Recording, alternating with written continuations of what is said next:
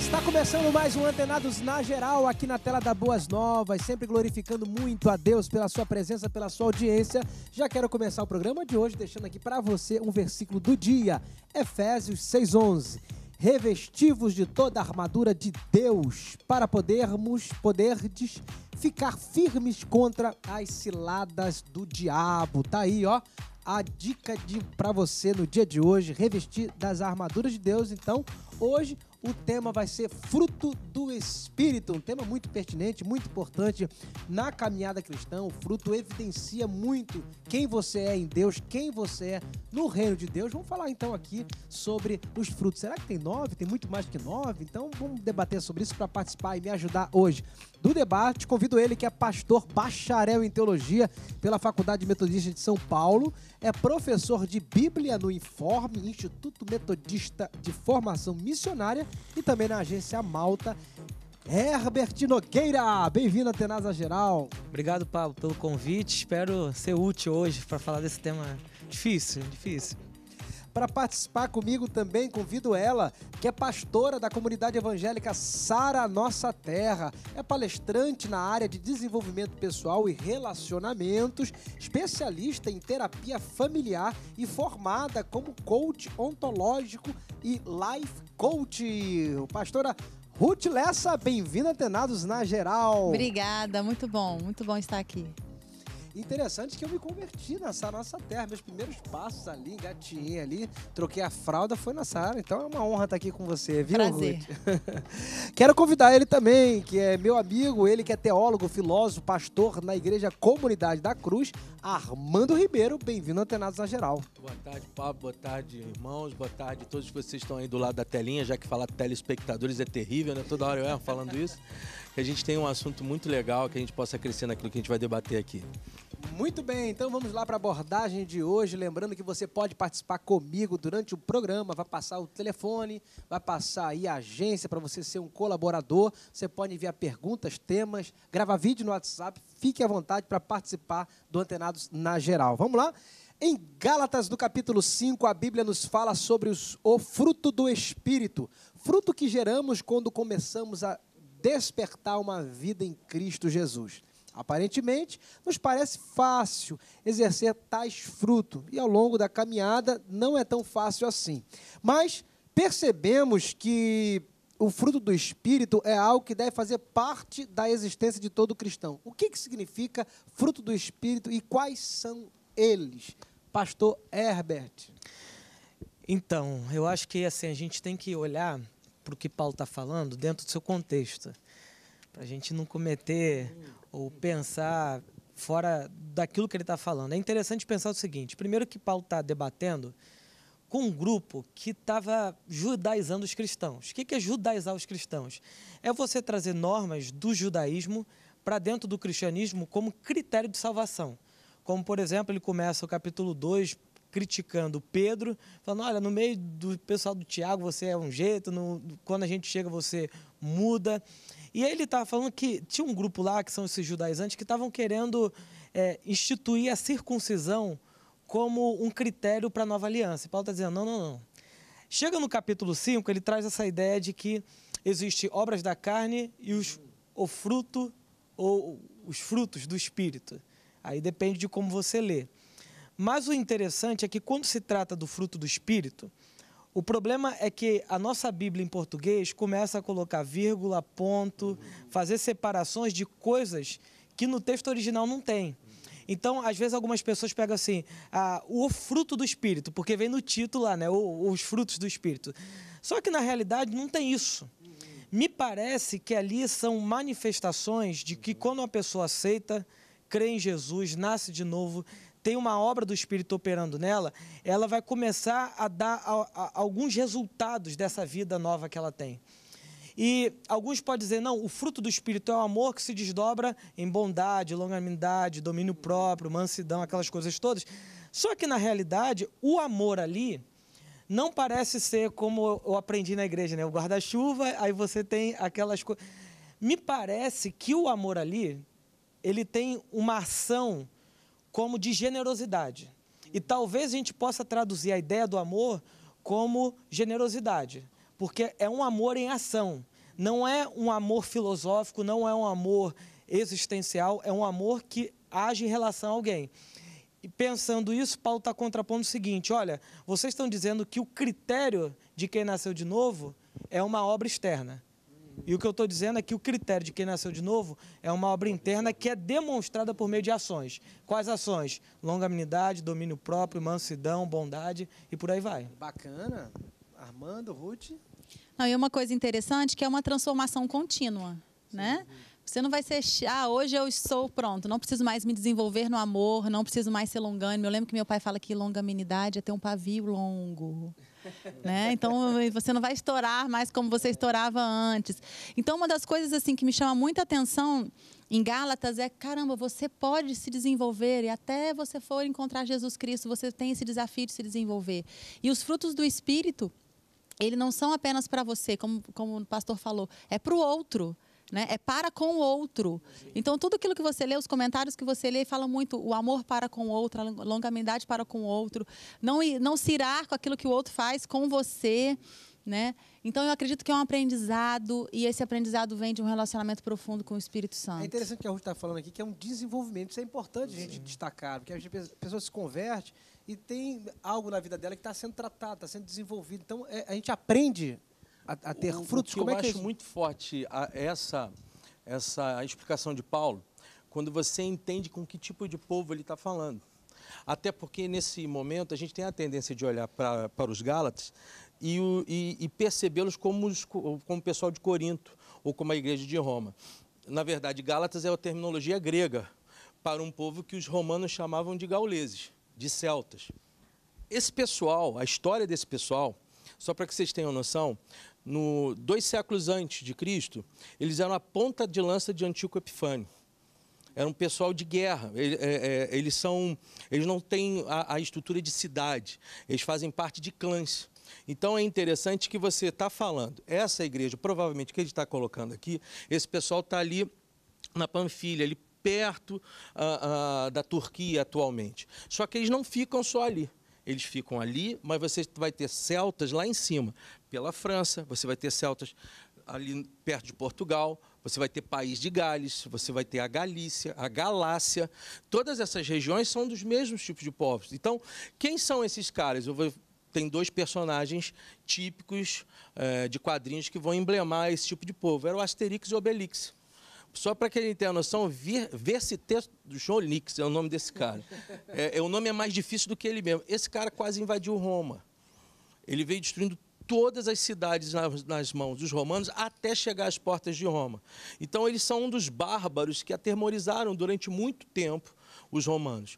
Ora, quando você vai falar de fruto, de carpói, fruto do Espírito, que na verdade não é um fruto, e aí eu vou aqui entrar em concordância com o que foi falado, é como se fosse uma fluidez, um resultado, é um resultado paulatino. Ele está dizendo isso não para qualquer tipo de povo, ele está falando para uma espécie de povo extremamente guerreiro, extremamente violento e extremamente raivoso com tudo que é novo.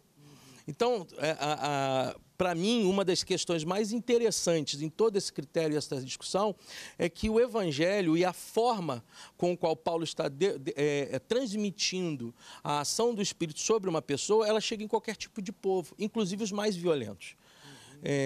E aí sigo de novo a mesma ideia. Talvez tivessem até outros artigos, outros significados que poderiam ser colocados aqui dentro que Paulo nem quis colocar. E o fruto é muito mais do que 9, que as pessoas acabam nomeando. Enumerando, né? Mas não é isso. Agora vamos tentar especificar cada um deles ali que Paulo cita na carta aos Gálatas: longanimidade, benignidade, bondade. Como é que a gente pode entender isso na prática? E nas nossas relações humanas... Ele não fala de bom, fala de bondade. Ele não fala de benigno, ele fala de benignidade. O que quer dizer com isso? O que eu percebo? São todas ações que não terminam. O fato de você ser benigno não impede em que em algum momento você faça uma maldade. Vamos dizer assim. Né? Então, esse é um processo que eu acho que Paulo está tentando levantar aí, é o caráter do agente, do agência do Espírito dentro da pessoa. E aquilo que ela será no seu dia a dia. Bacana essa explicação, né? Eu estava ouvindo sobre mansidão, Ruth.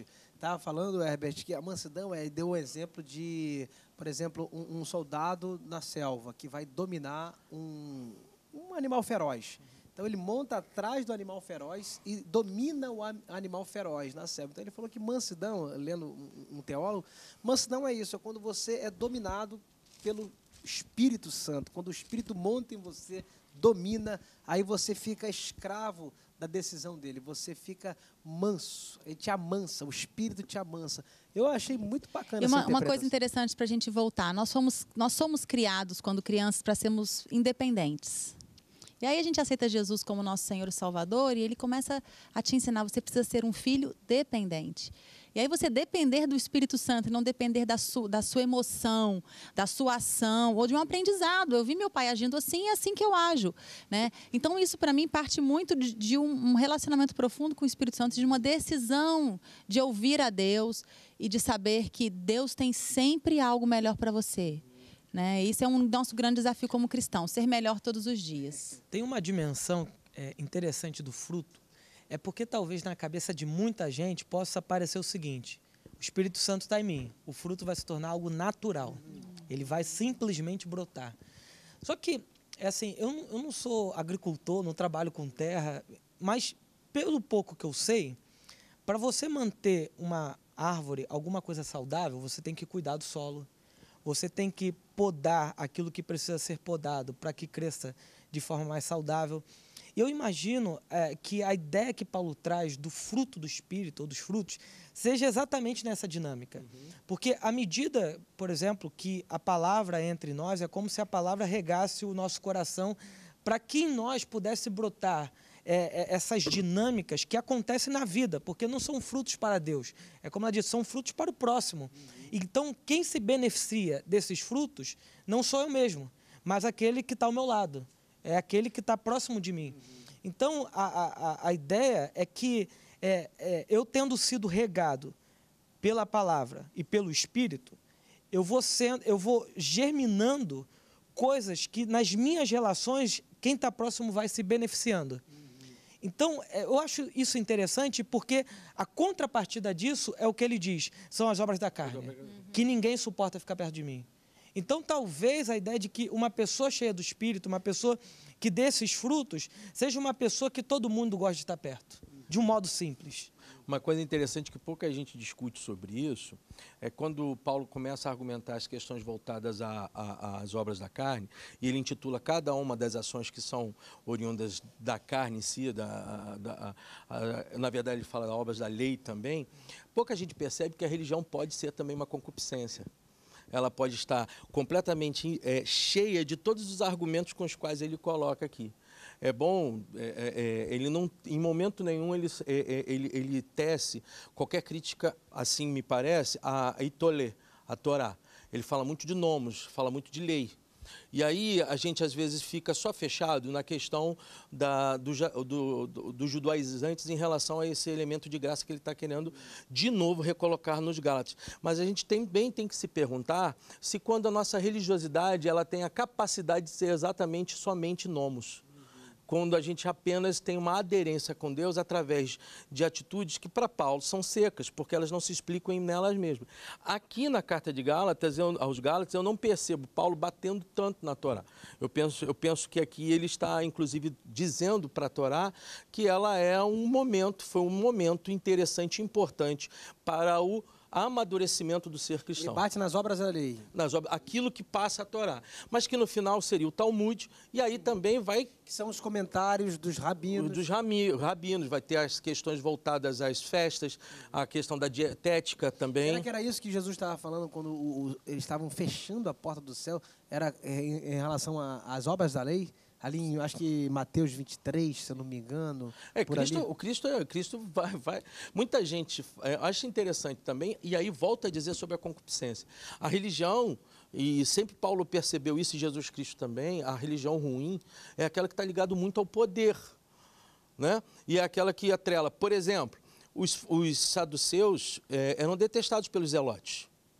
Porque na visão dos zelotes eles eram hereges. Mas os saduceus não morreram pela sua heresia. Jesus Cristo é questionado pelos saduceus e os fariseus também, mas principalmente pelos saduceus. Foi muito mais interessante aos saduceus a morte de Cristo que aos fariseus, mas ele é colocado como um herege. Mas por que os saduceus não morrem e Jesus morre? Porque o poder político da religião estava na mão dos saduceus. É claro que a gente sabe que tinha um motivo de Jesus morrer e tinha uma missão. E aí entra esse processo. A religião ela pode ser também colocada como obras da carne, dependendo de como ela for trabalhada. Maravilha! Esse primeiro bloco foi pra conta, tem mais 3 pela frente. Você que está aí assistindo, gostando, não sai daí. Antenados vai e volta já já. Para os perdidos ele é a direção, para os aflitos é esperança, para os enfermos.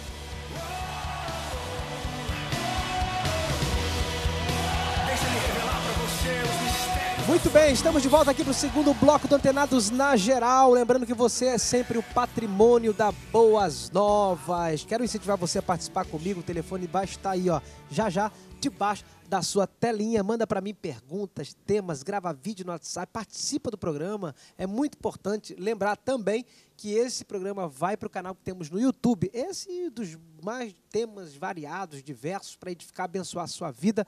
Temos página no Facebook, Instagram, estamos aí nas mídias sociais. É importante a sua participação. Um beijo grande para você que sempre manda mensagem de gratidão ao programa Antenados na Geral. Quero lembrar você também que você pode participar sendo um contribuidor, um semeador, participar dessa grande obra que Deus está realizando através desse programa que alcança o coração de multidões, de milhares de vidas em todo o Brasil. Então, você é uma benção, participe, a agência, a conta vai passar aí debaixo da sua telinha. Pastora Ruth, eu estava falando aqui no intervalo sobre temperamentos. Tem pessoas que eu vejo que se justificam no temperamento. É meu temperamento, eu falo a verdade mesmo, e acaba ofendendo a outra pessoa. E onde está o fruto? O fruto também não domina o temperamento do ser humano? Você que é psicóloga, deve saber explicar um pouco melhor sobre isso. Sim, isso é muito interessante porque é uma boa justificativa, né? Mas a Bíblia, a mensagem, ela vem lá em Gálatas 5 falando, lá no meio do versículo 22, o que acontece quando vemos no caminho de Deus? Deus faz surgir dons em nós, como os frutos que nascem num pomar. Ou seja, os frutos do Espírito é algo que precisa ser semeado, como o pastor falou, precisa ser regado, e ele precisa ser cuidado para que ele possa aparecer. Então, logicamente que existem temperamentos fortíssimos, né? E hoje em dia existem síndromes e mais síndromes, né, que estudam e que mesmo que justificam alguns temperamentos. Mas é muito importante, como cristã, como psicóloga cristã, eu acredito que você pode sim ser transformado pelo Espírito Santo. O Espírito Santo é poderoso para fazer qualquer coisa. Então, não importa a sua história, não importa como é que os seus pais reagiram na sua frente, como é que foi o seu aprendizado. Uma intimidade com o Espírito Santo, você tem condições de aprender a ser uma pessoa diferente. E isso é muito importante. Porque a gente tem muito dessa coisa, né? Não, mas eu nasci assim, a minha vida é assim e eu vou ser assim o resto da vida. Não. Primeiro que o ser humano, ele tem essa capacidade em si só. Deus nos criou com essa capacidade enorme de aprendizado. Basta você querer, basta você buscar, né? E com o Espírito Santo, então, querido, seu melhor amigo, seu ajudador fiel, aí é muito mais fácil esse processo de aprendizado. É interessante que você está falando sobre temperamento e aprendizado. Porque, às vezes, se o cara tem um temperamento forte, que ele não consegue dominar, se tem o Espírito Santo vai dar humildade para ele para administrar. Para ele aprender, por exemplo. Hoje nós temos diversas técnicas de respiração, técnicas de meditação em versículos bíblicos, meditação no lugar que você quer chegar, né? Então, por exemplo, eu tive com você e eu fui muito agressiva com você. E aí eu paro para refletir e falo, não, eu não quero fazer mais isso. O que eu preciso fazer? Então, eu preciso ter algum botão que me acione quando aquela... Porque quando você vai agir de uma forma mais forte, vem aquela coisa de dentro. Então, quando aquilo começar dentro de você, você fala, epá, e o Espírito Santo vai poder te ajudar nisso. Para, respira, sai do lugar, sai de perto, e você tem condições de aprender a ser diferente. Uma outra coisa que eu falo muito para as pessoas no consultório e na igreja, esteja perto de pessoas que têm aquilo que você quer, que você busca. Então, como é que eu posso aprender com você? né? Te observando, conversando com você, trocando com você, né? Eu tenho pais muito tranquilos, muito de boa, de muita conversa, né? Mas hoje nós somos pastores de jovens e a gente acompanha uma geração que não tem aprendizado emocional nenhum. Então a gente age muito pela emoção, a gente age muito de forma inconsequente, de forma imediata, né? Então a gente hoje, graças a Deus, que a igreja se tornou até um centro educacional, né?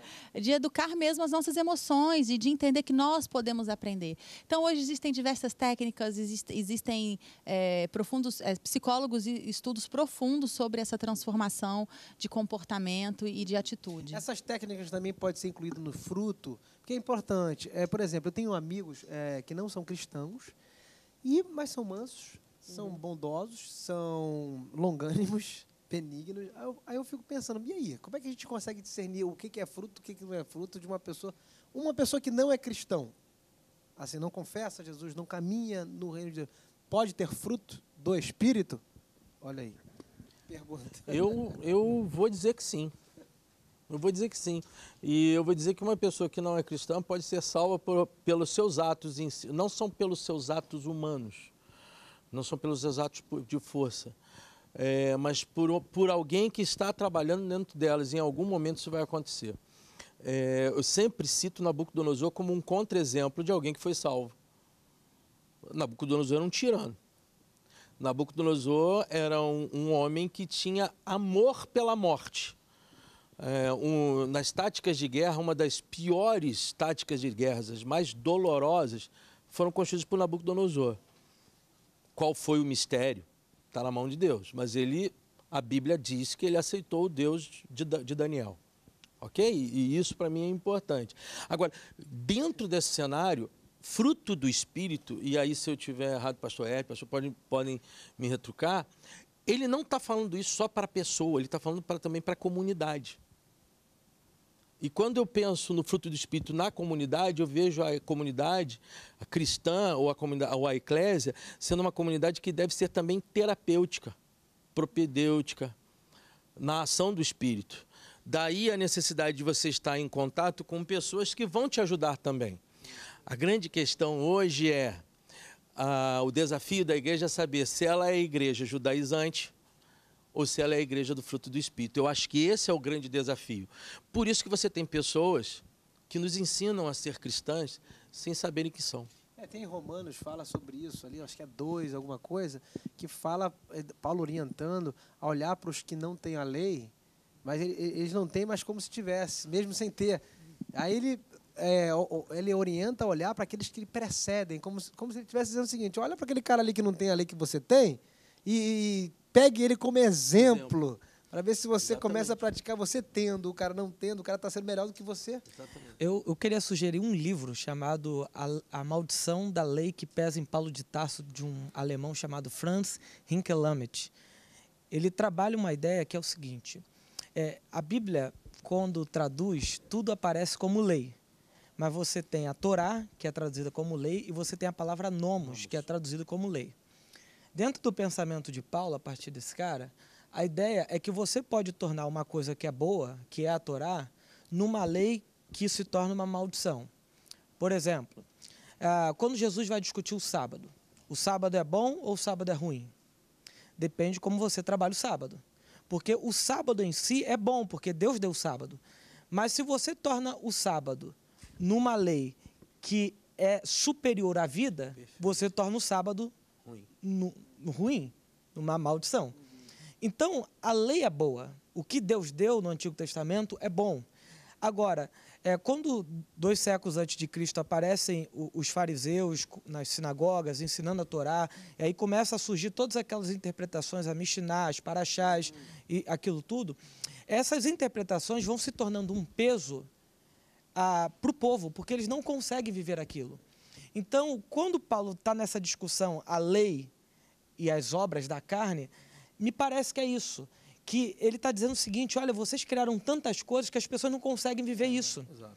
Aí eu lembro, por exemplo, de Provérbios que diz assim, que é melhor quem consegue dominar a si mesmo do que quem domina uma cidade. Porque existem pessoas que são boas no domínio daquilo que está fora. elas dominam o texto bíblico, elas dominam a estrutura da igreja, mas se elas não conseguem dominar o que está dentro, talvez elas não consigam demonstrar aquilo que é mais importante, que é o fruto. E nesse ponto, é possível ter o fruto do Espírito, mesmo sem ter nascido de novo. Por quê? Porque tanto na teologia calvinista quanto na teologia arminiana, metodista, wesleyana, eles dizem que existe uma graça comum para quem é calvinista, uma graça preveniente para quem é arminiano, que é uma graça que antevém a decisão humana de decidir por Deus, mas Deus já estava atuando ali. Porque se Deus não tivesse atuando com a sua graça, a humanidade estaria morta. Então é possível ver graça, ações bondosas em pessoas que não professam uma fé cristã. E tudo isso vem de Deus. Olha, forte, né? O homem que se conquista, ele conquista qualquer coisa nessa vida, né? Agora, assim, olhando para a instituição, para a igreja, não vamos generalizar, mas assim, você acha que o povo do lado de fora, o incrédulo, aquele que não conhece a igreja, o evangelho, quando ele olha hoje para a igreja brasileira, vocês acham que eles estão sendo impactados mais pelas virtudes ou pelos escândalos da igreja, pelo fruto ou por aquilo que é antifruto? Como é que a igreja está? Qual é a imagem que a igreja está passando? Qual é a caricatura, esse estereótipo que a igreja está passando para o povo lá fora? Já que a gente está falando de fruto do Espírito, o que você tem a dizer, Herbert? Eu vou tentar responder dizendo o seguinte: a igreja ela vai muito bem, a igreja ela também vai muito mal.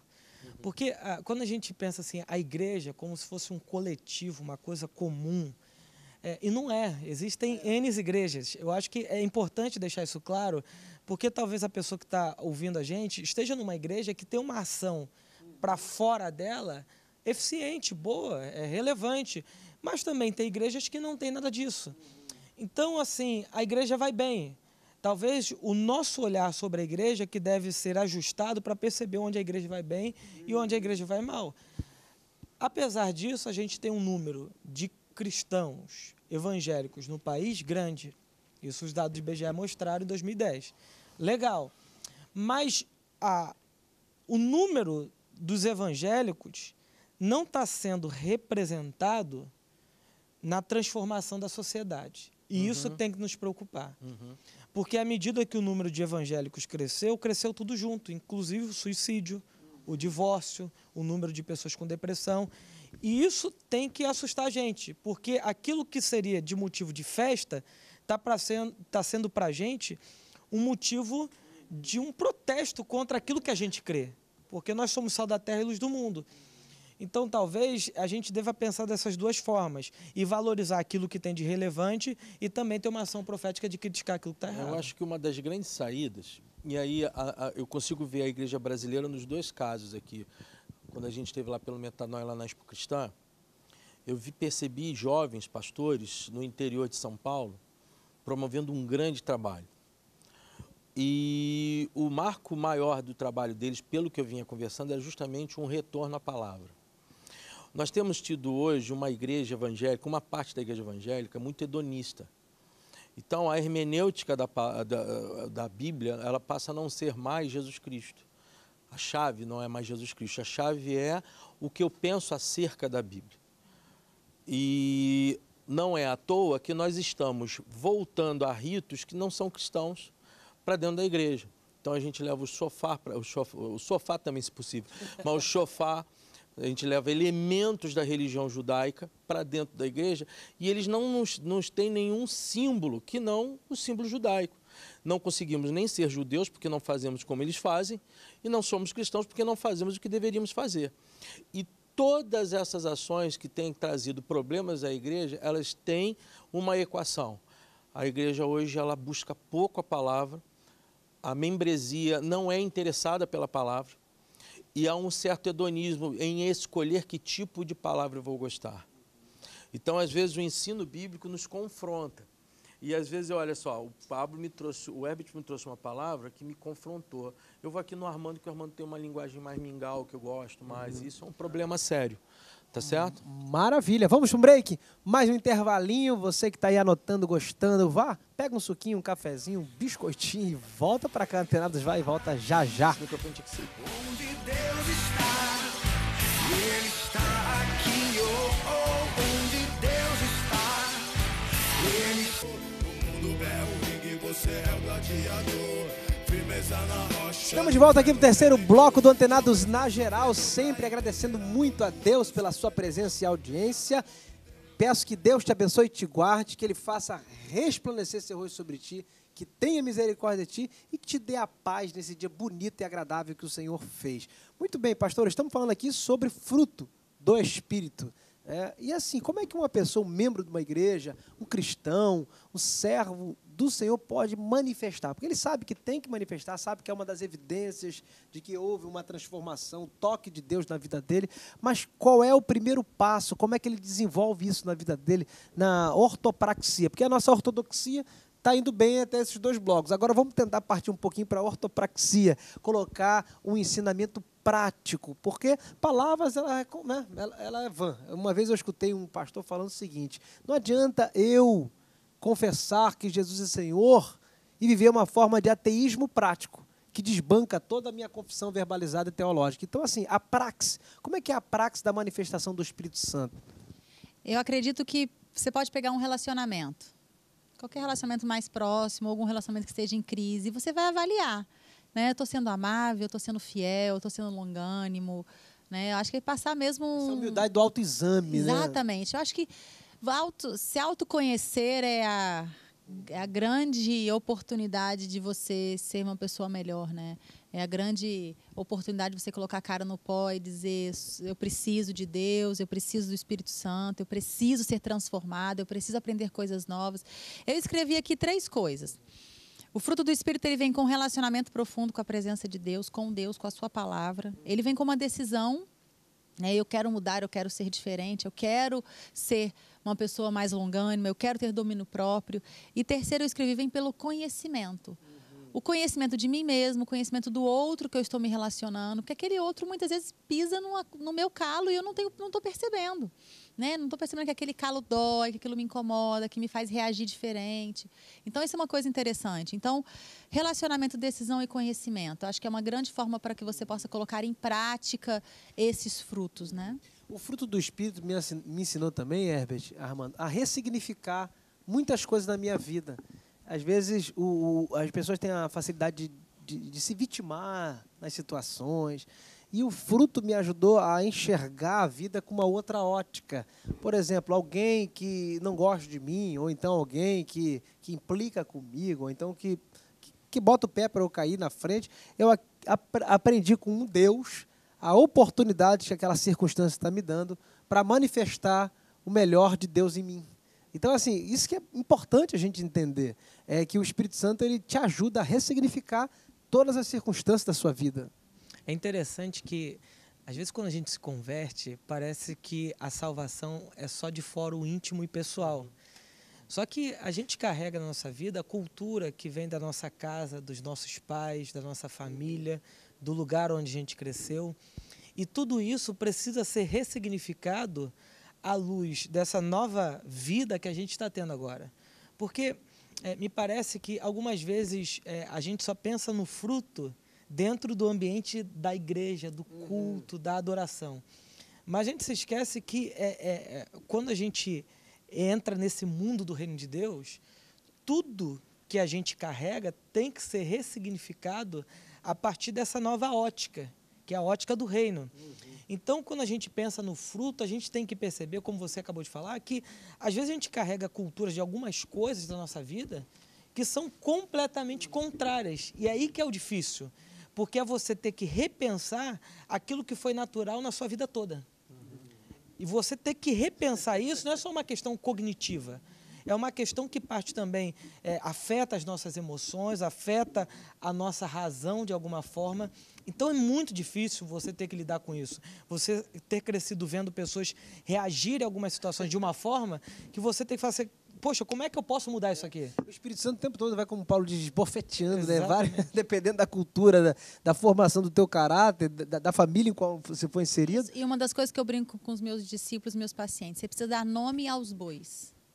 Ou seja, a Ruth, quando a fulano de tal faz isso, a Ruth reage assim. Eu preciso ter esse entendimento, eu preciso me olhar como se fosse de fora e identificar onde estão as minhas dificuldades. Porque a partir dessa identificação eu vou deixar o Espírito Santo agir.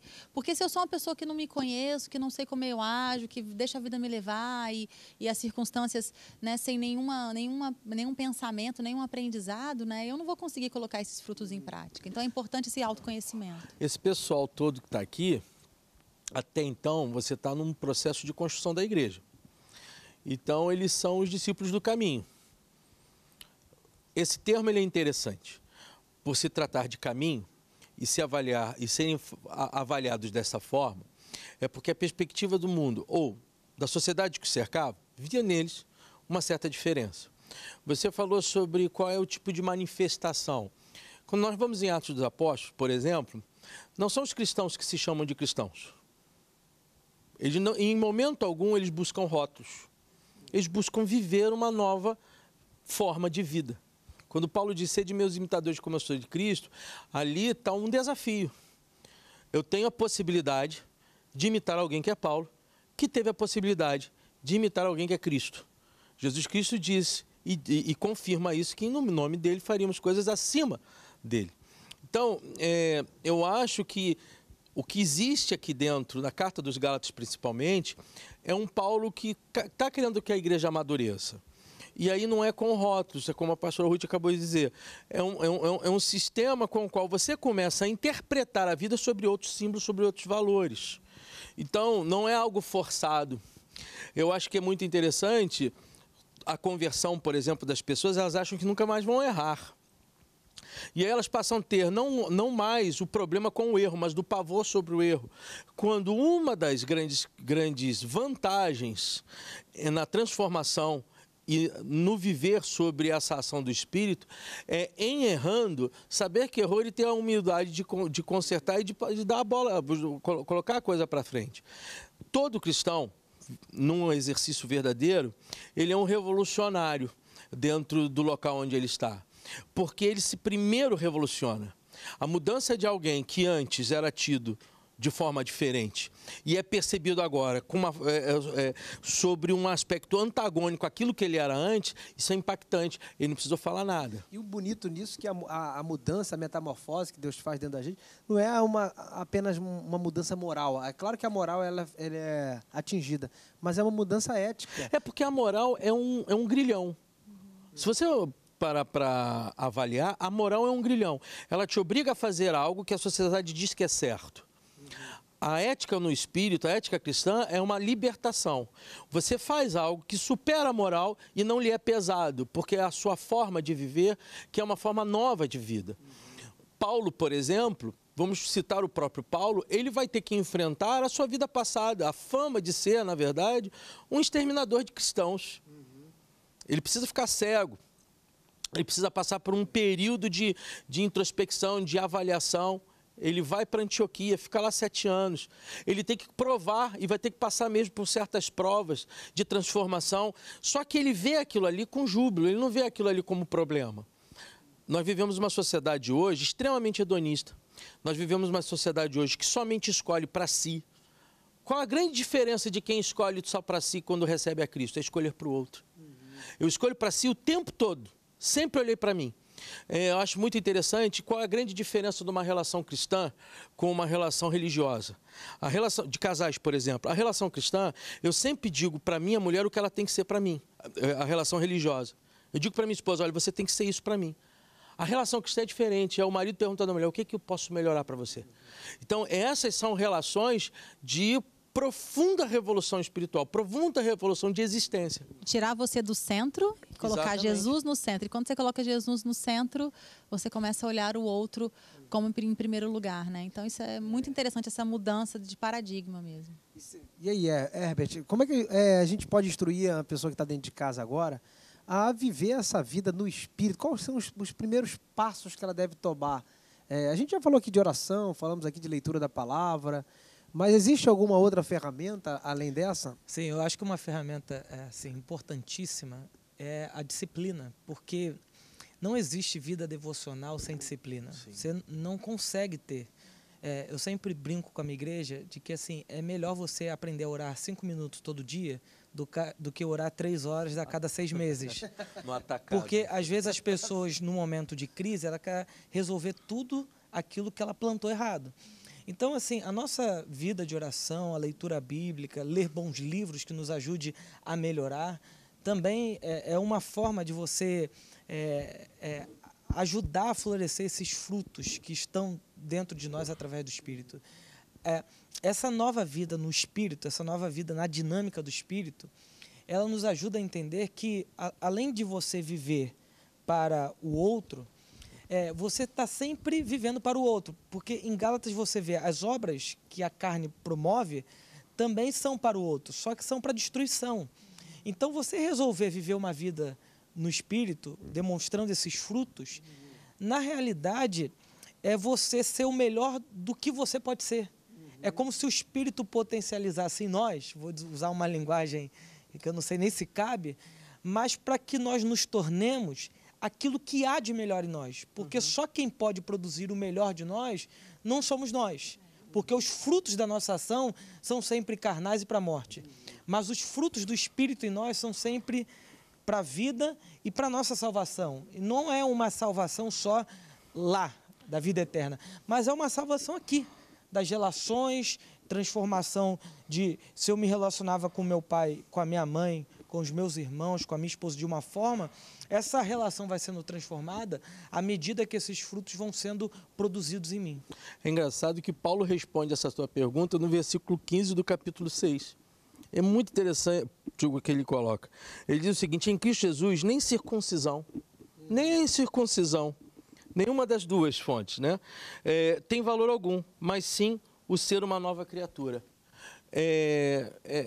Não existe uma marca exterior para isso. Existe uma marca interior.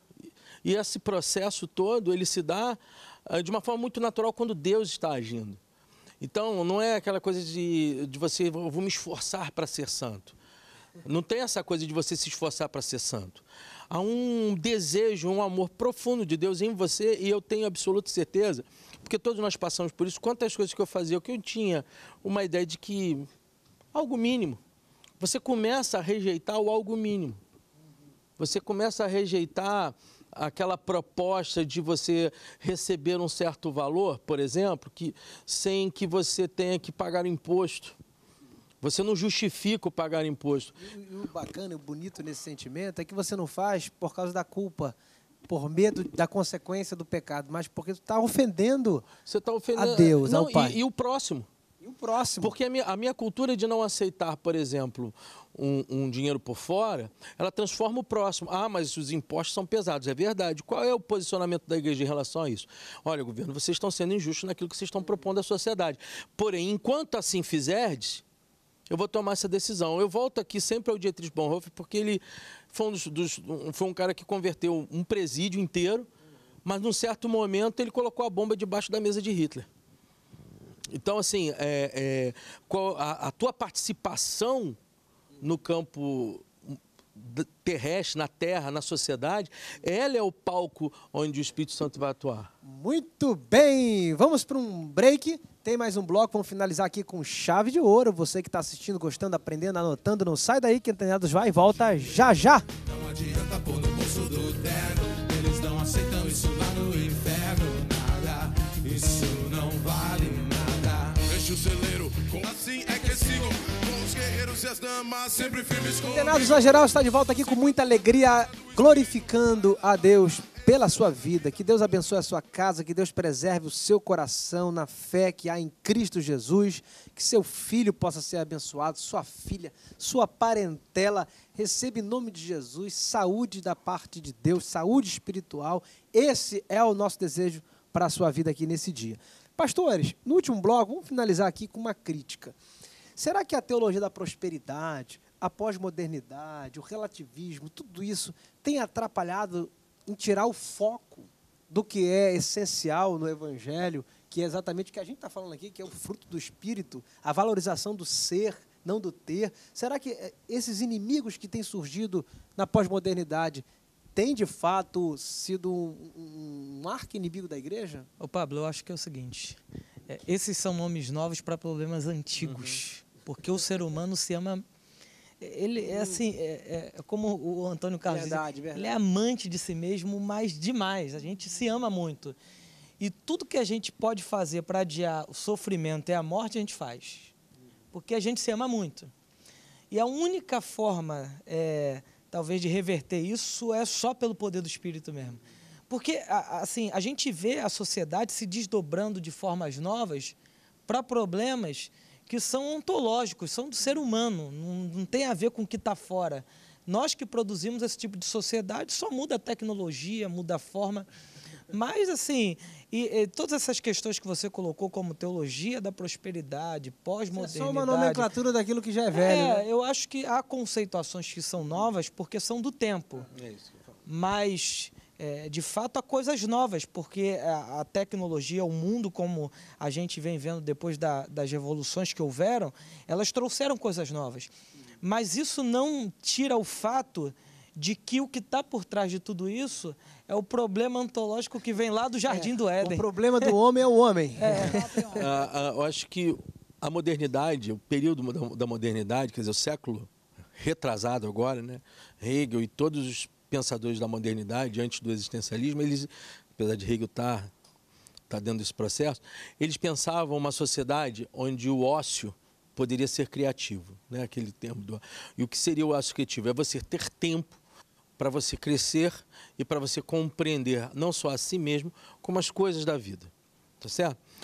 Isso está mais do que provado que isso é uma falácia, porque o sistema de vida humano, principalmente depois da Segunda Guerra Mundial, ele tomou um rumo de cada vez mais a ideia de que ser rápido, ser pontual e ter sucesso são 3 valores que estão incutidos na nossa mente. É um pouco até diferente, por exemplo, como eu falei da vez passada, da Idade Média, onde um ser humano, em média, andava de 30 a 40 quilômetros. Ele tinha seus limites. O que acontece conosco? A nossa conversão talvez também seja, muitos de nós tenhamos sido convertidos também num processo desse nível, de fast food. Então, ainda assim, o que eu posso falar para quem está aí do outro lado, há uma certa responsabilidade em nós em não termos a salvação, não é isso. Mas eu estou dizendo, há uma responsabilidade em nós em entender o que nos foi dado.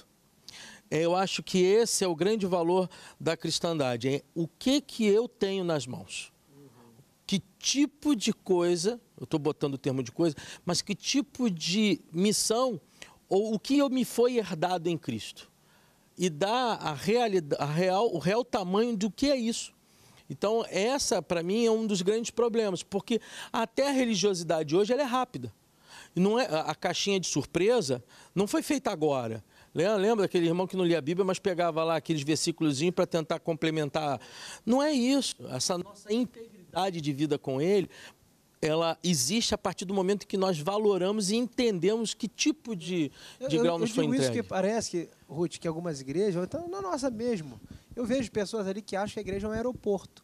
Elas pousam ali, ficam um período e vão embora. É o hedonismo que tem. É o hedonismo. Então parece que elas estão chegando ali, não estou encontrando o que eu estou querendo, não me propor uma coisa e está sendo outra, então vou abrir mão. Quando, na verdade, o nosso encontro ali na comunidade é exatamente para crescer em qualidade de vida, crescer como ser humano, crescer para o lado, né? Crescer para cima, crescer para o próximo, crescer para Deus, e não aquela coisa do ter, né? Eu fico perguntando, ele está indo para a igreja para encontrar ele mesmo, para encontrar um pastor perfeito, uma palavra que acalenta o coração dele, ou está indo para encontrar Deus? Né? Então, hoje os nossos louvores estão sendo para quem? Né? As nossas palavras estão sendo para quem? Para o homem ou para glorificar o nome de Deus? Então, hoje realmente, e a gama de ofertas de igrejas e de palavras, hoje é tão grande que o cara não está feliz aqui, ele pula para outra numa facilidade enorme. E não que isso seja errado, não é isso, o cara não está feliz aqui, vai provar, né? Mas a minha grande questão é que eu costumo dizer, nós precisamos buscar ser dependentes de um pai perfeito, amoroso, mas que corrige, né? E que nos orienta. Então, a gente tem essa tendência de olhar muito para nós mesmos e não olhar para aquilo que Deus tem para nós. Então, se aquilo que Deus tem para mim nesse momento não satisfaz as minhas necessidades, então eu não quero, eu vou buscar outro lugar que de repente vai satisfazer as minhas necessidades. Então, eu tenho desafiado muito as pessoas que caminham comigo. O que Deus quer para você hoje, nesse momento? Tenha clareza disso, tenha revelação disso, né, para que você possa decidir correto. Talvez uma das coisas que eu acho que a fé ela pode levar a essa paralisia, porque imagina o seguinte, a pessoa vem de um estado de vida quebrado, de repente se depara com um Deus que invade a vida dela e traz uma alegria extasiante. Ela pode ser viciada naquilo. Por isso que Paulo fica o tempo todo dizendo, olha, amadureçam, avancem na fé de vocês. Porque é provável que aquele primeiro momento seja o ponto que a gente fica tentando reencontrar depois de 20 anos de cristão. Pronto, é isso aí. E aí a gente começa a se tornar hedonistas, assim, pessoas que são egoístas na sua fé, talvez não por uma questão intelectual, mas por uma questão existencial, aquilo me faz bem. Porque quando a fé ela me coloca em relação ao outro, aí que está a crise. Perfeito. Porque eu tenho que me abrir para servir alguém. Isso é forte demais, né? Olha aí, É isso aí mesmo. Verdade. Eu me lembro lá no negócio da praia, né, no negócio de surf, tinha um surfista que dizia o seguinte, eu não quero viver para sempre, eu só quero morrer bem. Parece que é uma frase que pode parecer dura, mas não é, eu entendi o que ele queria falar. A gente pensa tanto em viver só para a gente, que a gente esquece daquilo que a gente tem para fazer aqui. E essa razão das nossas relações, realmente, para que você possa compreender a Deus, você tem que compreender o outro. Né? Uma frase final para o Brasil nesse momento, o que vocês diriam, Ruth, para a igreja brasileira viver aí o fruto do Espírito? Qual é a frase que você deixaria aí? Primeiro, o fruto do Espírito é uma responsabilidade sua, do seu relacionamento pessoal com Deus. Não terceirize isso a ninguém. Não terceirize sua vida espiritual a ninguém. A salvação é completamente individual e responsabilidade sua, né? Tome posse disso, tome posse da sua vida e mergulhe aí na presença de Deus. Maravilha. Tem uma frase aí espontânea do coração, um poema da alma? Tem? Busque sempre os mesmos passos com um novo espírito. Maravilha. Obrigado, pastores. Obrigado, pastora Ruth. Obrigado, Brasil. Obrigado você que me ouve todos os dias aqui às 17 horas, de segunda a sexta. Um beijo grande para você. Espero que o programa de hoje tenha abençoado sua vida. Até a próxima. Boa conversa, anima a festa, muita ideia, a gente se conhece. Alguns namoram, mas não extrapolam, curtem numa boa, nada a ver, confusão à toa. A zica tá solta, é lá fora, aqui dentro tá quente.